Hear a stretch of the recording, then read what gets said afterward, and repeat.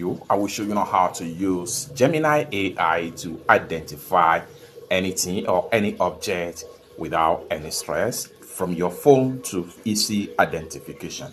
Let me show you how. First thing first, go ahead and open up your Gemini AI app. Open up your Gemini AI app. Next thing you want to do right here is to simply click on here.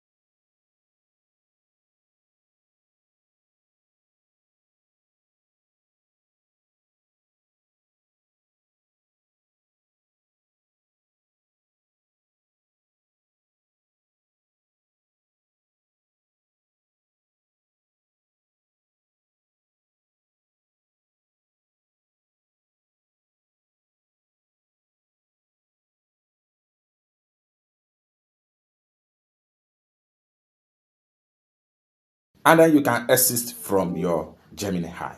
For more useful tutorial, tips and tricks on how best to use Gemini AI, consider to subscribe. Thank you so much for watching, and I hope to see you in my next video. Bye for now.